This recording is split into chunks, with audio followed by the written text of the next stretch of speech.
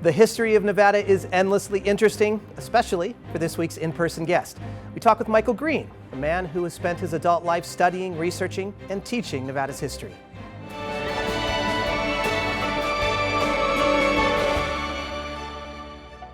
Support for Nevada Week in person is provided by Senator William H. Hernnstadt and additional supporting sponsors. Welcome to Nevada Week in person. Well, the Silver State has gone through many incarnations: ranching, mining, gaming, tourism, and a lot more in between. Michael Green has studied and researched that history. He literally wrote the book on the state. He joins us now to talk about that and a lot more. Michael, welcome. Thanks for having me. So we were just talking about Senator Reed, and I want to get maybe to Senator Reed's life a little bit later on, but I wanted to talk about, you wrote the book on history, and I wanted to come to that first. Just the process of, you've written both nonfiction books, but you've also written textbooks from middle school all the way to higher education here. And you give us some insight in the process there, and maybe what are some of the most challenging aspects of kind of boiling all this information down into something that you find in a entertaining nonfiction book or even a textbook? Well, the process can be really difficult depending on how much information you've got to work with. And I have an old line about Nevada history that either it's been done and could be redone, or it hasn't been done. And so you usually do a textbook based mainly on what other people have written, though you have done original research. You've been in the archives, and I've been. But in this case, you do have to dig a little deeper. The other thing that's interesting to me about writing this is realizing that I had to talk about things that aren't interesting to me. If you think about a textbook, when I've taught Nevada history over the years, the first chapter is usually geology, and I don't pretend to be a geologist, and that's covered. And I'll often say, well, the first chapter's on geology, and that's covered in the book. And I sit down to do the textbook, and I thought, oh my God, I need to know this, which led to a lot of extra reading and a lot of fascinating stuff I learned. Yeah. I found it fascinating. But that's part of the process, writing about things that you haven't necessarily studied in depth before. And people who've written American history textbooks or world history textbooks, they run into the same thing. Yeah. You teach differently than you write, but your teaching leads to the writing. Leads to the writing, yeah. Because a lot of the content you're developing is new, especially if you're writing history for specifically Las Vegas or Nevada, how good are our archives? How do they match maybe an East Coast area that just has such a much more extensive storied history? You know, we are in very good shape thanks to special collections, the State Museum, and some other locations. At the same time, a lot of our history has been, you might say, verbal in ways that it might not have been elsewhere. There's an old line about Parry Thomas, the banker who was really the first lender here for casinos. And he said, these guys didn't want a written contract. Okay, so that means we don't have a lot of written stuff. Yeah. And you kind of have to extrapolate a bit, and you have to say, well, all right, this is an FBI file. What's correct there? Yeah. And then, oh, well, this is an oral history. How has that been affected by your own perceptions? Yeah. And so you struggle at times with that. The other thing that's kind of interesting is Ben Franklin is not going to challenge you when you write about Philadelphia. But I write about current stuff, and occasionally you'll get someone who says, hey, I was there. Right. Or maybe they'll compliment you. That's nice. But I tell the story, Frank Collada once stood up at the end of a talk I did on the mob and said, this kid knows what he's doing. And I thought, thank God. Yeah, that could have gone a very different way. Could have gone south fast. Impregnated pause before he answers that. That's great. You mentioned lecturing too, and I want to bring that up too. UNLV is the most diverse undergraduate university, very diverse postgraduate programs as well. And you've been in history lecturing for a really long time. Can you talk a little bit about that evolution? And I mean, do you have to change the way that you lecture and present something like Nevada history? Well, I was horrified to realize that I entered UNLV as a freshman 40 years ago this fall. And it was similar but different. We had a diverse campus, but less diverse than it is now. If you think about the influx of Latinx people who have really arrived here in the last 40 years, and now we're seeing more diversity in the classroom. Yeah. And that means thinking, well, all right then, I need to make sure I am not just focusing on something that interests me.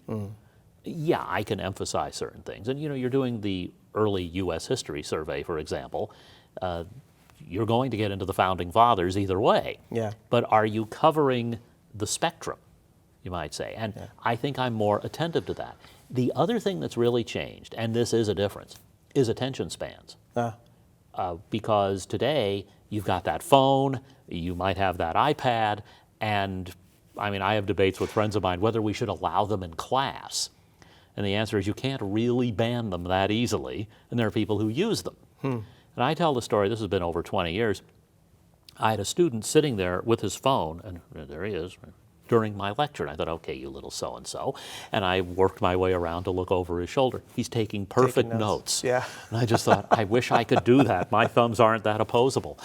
It's true, because there's an ambidexterity to being able to use a mobile phone and do that and still be able to engage. Absolutely. But it does change the way that you are presenting your lectures. Really interesting. And another thing is PowerPoint. And I didn't do that. I just wrote on a board. That was great. Well, I do a big lecture hall each spring, most springs, with about 200 students. They probably can't see what I'm writing from the back of the room. So, okay, PowerPoint. Then I realized the first time I used it, I'm putting a lot of text in there, and students are going, oh, click. And no, that's not what we want them doing. So if someone says, do you mind sending me your PowerPoint? I'll say, well, it's mostly photos, so I don't know how much it helps you. Right. So yeah, these are things you take into account in the classroom. For sure. Evolution of just how we interpret history. I wanted to come to that and bring Senator Harry Reid back in, just because our international airport here, of course, has been named for Senator Reid. You provided testimony on maybe some reasons why we should change from McCarran, Senator McCarran's airport.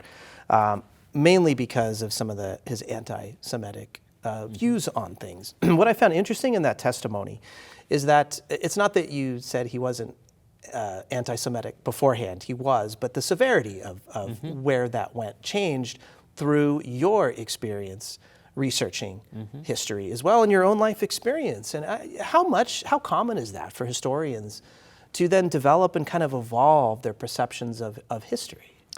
It should be very common. Sometimes people start here and they end here.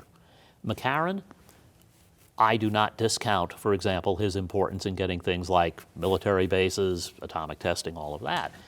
But had I realized the depths of his anti-Semitism until someone said to me, would you look into this? And no, it wasn't something I dug into in depth. And I mean, we had a joke about a professor I had at UNLV that every year he had a different view of Andrew Jackson. Well, in a sense, that's true. Okay, well, Jackson believed in democracy, and that's great. Oh, but wait a minute, what about slavery? Oh, and Native Americans. Yeah, well, that's a pretty horrible story. And so as you go along, you do think about these things, or you should. And I don't want to overquote him, but my graduate advisor, I like to say between us, he and I have won one Pulitzer Prize. He won it.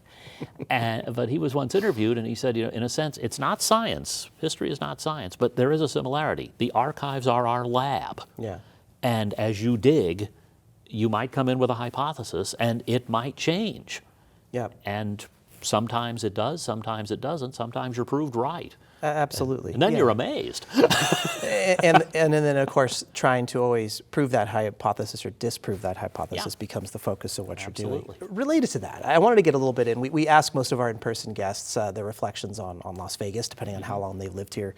You've lived here a very, very long time, and you bring an interesting perspective talking about that lab, because you come from such an interesting historical perspective on a lot of what Las Vegas has become. So I want to ask you this. When you reflect on that history and how we have evolved over the years, what is the most fascinating thread, maybe, through generation to generation that you find? I think the most fascinating thread is growth. And I use the term broadly because if you look at our censuses in the 20th century, we were pretty much doubling with every census. But I like to point out when we went from about 1,000 in 1910 to about 2,300 in 1920, it wasn't quite the leap that we made late in the 20th century. Then you look at the growth in terms of demographics, and we talked about this with Reid. Well, the demographics have changed over the years. There is an influx of African Americans. Then we see an influx of Latinx. And more recently, we have seen incredible growth in the Asian and Pacific Islander community. So this is a thread that runs through it. And then the other way I like to talk about growth is that I am usually 5 minutes late for any place I'm going because there's always more traffic than I remember. Right. My family moved here when I was 2, so I wasn't thinking much about traffic. But I grew up in an area we called Las Vegas. Now we call it East Las Vegas.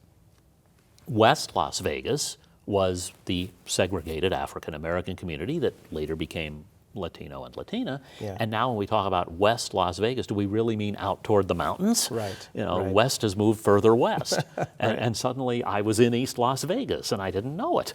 Yeah. So that it's a great thing to study.